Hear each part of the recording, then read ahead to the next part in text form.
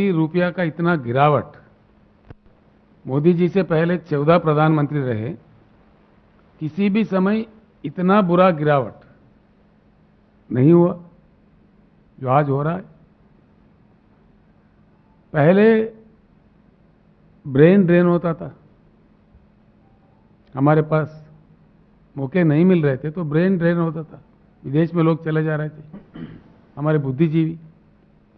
आज जिस प्रकार का नीतियां बन रहा है उसको लेके कैपिटल ड्रेन हो रहा है, सारा ही पूंजीपति भाग रहे देश से, देश का बड़ा बुरा हाल हो रहा है। हम सब लोग गवाह है, 13 महीने किसानों को क्यों आंदोलन करना पड़ता है इस देश में। बहुत ही महान देश है हमारा, भगवान ने, प्रकृति ने काफी संपत्ति दी है। हमारे नदियों में 70,000 टीएमसी पानी बहते हैं। आज तक देश ने सिर्फ 20-22 हजार टीएमसी ही इस्तेमाल किया है। और वाटर वार्स होते हैं, जल युद्ध होते हैं, क्यों होने लगते हैं। बिजली 4 लाख मेगावाट के ऊपर बिजली की उपलब्धि देश में है, लेकिन देश को, किसानों को भी, आम लोगों को भी, उद्योगों को भी, हर किसी को भी बिजली के लिए तरसना पड़ता है। क्यों तरसना पड़ता है? जिन चीजों की उपलब्धि है उनको भी लोगों के लिए किया नहीं जाता है। फिर क्या किया जा रहा है इस देश में? हर एक चीज में इकोनॉमी तबाह हो गई, कर्जा बढ़ गया देश का, रूपी वैल्यू गिर गया, प्राइस राइज हो गया, डीजल, पेट्रोल, खाद, हर चीज का दाम बढ़ गया, गरीब आदमी परेशान है, किसान आंदोलन पे है।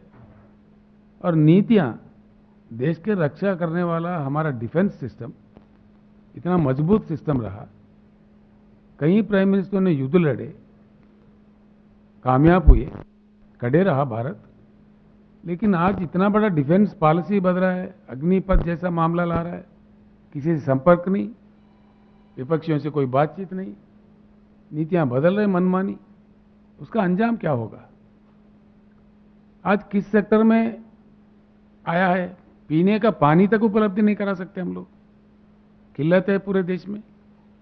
जहां किसी राज्यों ने प्रयास किया वहां जो कुछ भी हुआ, लेकिन केंद्र सरकार की नीति से नारा के सिवाय कोई काम असल में आता ही नहीं, उपलब्ध होता ही नहीं।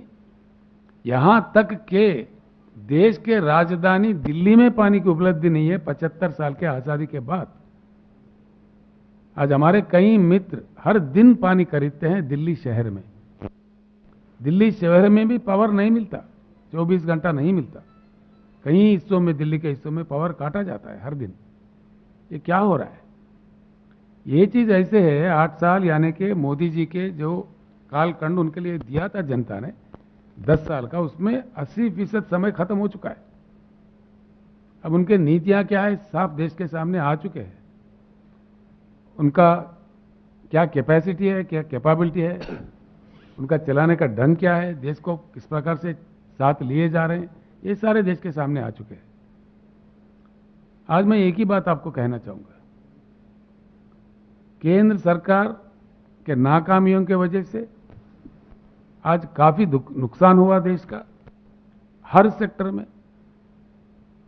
साथ ही साथ जो राज्य काम कर रहे हैं अपने जगह अच्छा खड़े होकर काम कर रहे हैं, कुछ एक अलग नीति बना के फेडरल सिस्टम को पूरा खत्म करके, एफआरबीएम एक्ट में तोड़ मरोड़ करके जो संसाधन मिलने चाहिए जो राज्यों के अधिकार में है उसके वो छीना जा रहा है। जो अपने आप विकसित होना चाहते हैं राज्य, जो जहां प्रयास हो रहा है उनको भी काटा जा रहा है। क्या वजह है इसका, क्या कारण है? कोई बताएंगे? जवाब है केंद्र सरकार के पास? एक तो ये है, विकास का कोई नाम ही नहीं, सिर्फ नाराबाजी है। कौन सा एक नारा जो सफल हुआ देश में? 222 तक हर गरीब का अपना मकान होगा, ये मोदी जी का खुद का वादा है। क्या सफल हुआ? मिला सबको मकान। किसानों का आय डबल कर दिया जाएगा। किसानों का इन्वेस्टमेंट डबल हो गया, लागत डबल हो गया, आय कहां डबल हुआ। बेटी पढ़ाओ बेटी बचाओ, हर दिन रेप होते सौों के तादाद में।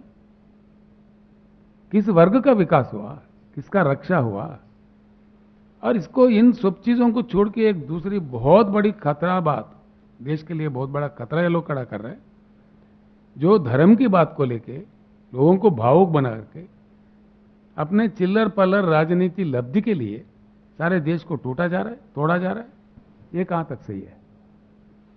इससे देश का कितना बड़ा खतरा बनेगा आगे चल के, देश का क्या होने वाला है, अंतर्राष्ट्रीय स्तर पर क्या होगा।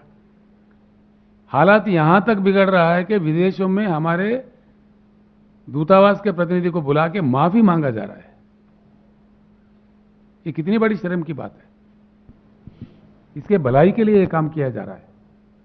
आज जिस प्रकार से धर्म के नाम पे लोगों को तोड़ने का, समाज को तोड़ने का, एक अच्छे भारत को खराब करने का जो प्रयास हो रहा है, ये कहां ले जाएगा अपने देश को।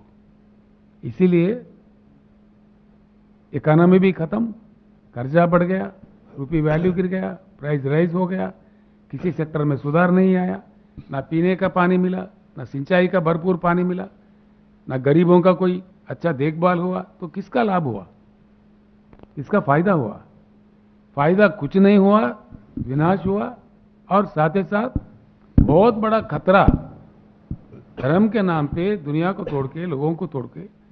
सबसे बड़ा बात है मेक इन इंडिया।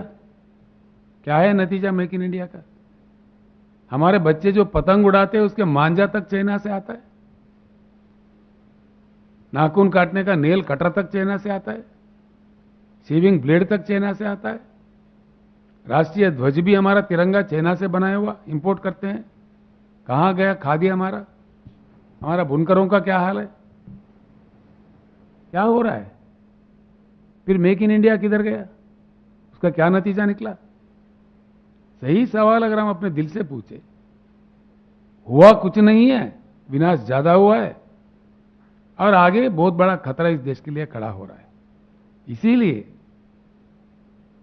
हम एक ही आवाज, आज नीतीश जी से मिलने के बाद, जो बातचीत करने के बाद, नीतीश जी का भी मन है, मुझे भी उन्होंने आदेश दिया है, जितने भी विपक्षी दल है देश में, सारे एकजुट होकर, ताकत जुटाकर, शक्ति जुटाकर बीजेपी मुक्त भारत का नारा देना चाहिए और बीजेपी मुक्त भारत को हासिल करना चाहिए।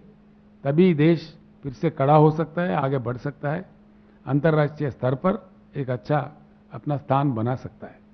मैं एक अन्य बात भी कहना चाहूंगा इस दौरान, आपसे प्रार्थना भी है, नीतीश जी ने भी प्रार्थना की